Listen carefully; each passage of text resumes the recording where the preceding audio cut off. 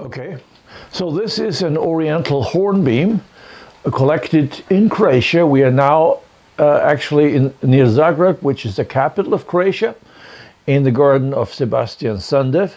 This is a very nice specimen. It's very refined already. It has a wonderful base. You're looking at the front now. If I turn it around, you will see this is also good, but it's the back. So the front is very nice. It's a good time of the year to look at it because it has lost a few leaves, so it's not just a green ball anymore, but it still has a few on. The fall color, depending on where you are, is not all that spectacular. Here it's this yellowish, greenish, and then will fall off very soon. In my garden, for some reasons, I don't know why exactly, it looks more brighter yellow.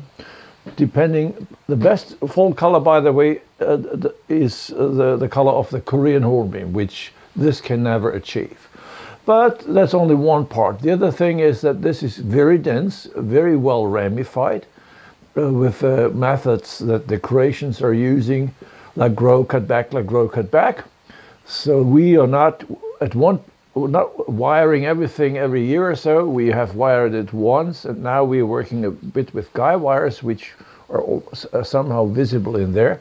And that's it. You can work a lot with the clip and grow method, meaning you just let grow and then clip back with scissors. That doesn't mean that you never work with wire, so you do. But basically the ramification and the nice movements you get by clipping, because it has so many shoots that you can always find a good one which goes in a new direction. So I like this tree very much, which is in a quite shallow pot, almost too shallow.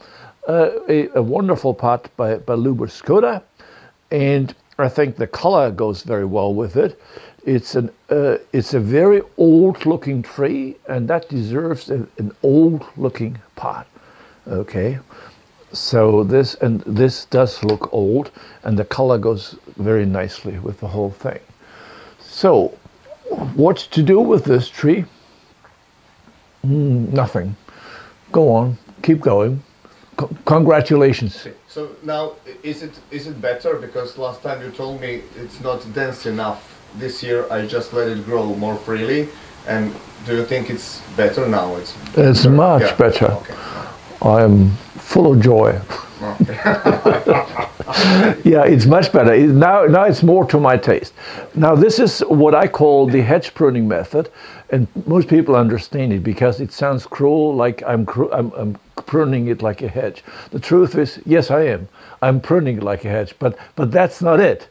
Because the real secret is that I first let it grow, and by letting it grow, I make it very happy. It gets a lot of energy, it stores the energy, and then I just cruelly hack it back, almost like a hedge, and that's it, done in a very short time, and then leave it alone, and then the tree will ramify tremendously because it has so much stored energy that he now can afford to bring many more buds than he normally would have, and then you have this result being too dense. Now that's the kind of problem we want. We call that a luxury problem.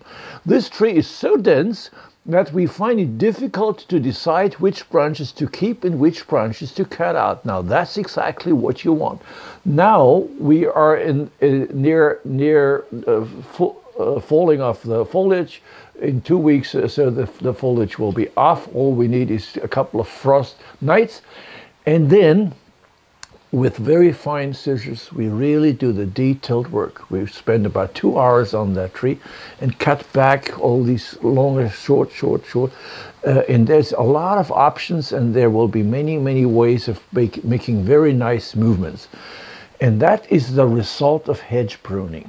And next year we will let it grow freely again, and let it grow, and then we hack it back.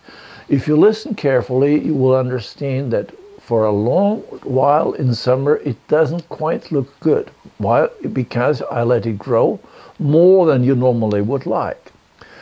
Now that's the price you pay for future quality. You sacrifice momentary beauty for future quality.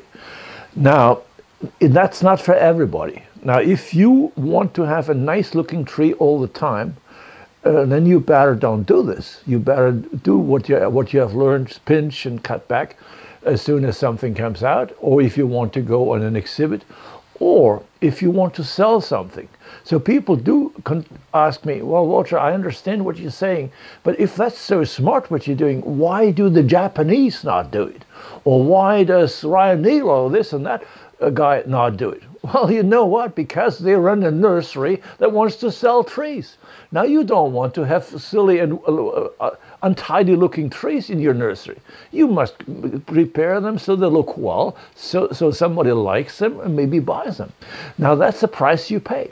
But if I do what I'm doing for 10 years, and you doing what you're doing for another 10 years, I know who will have the better tree after 10 years.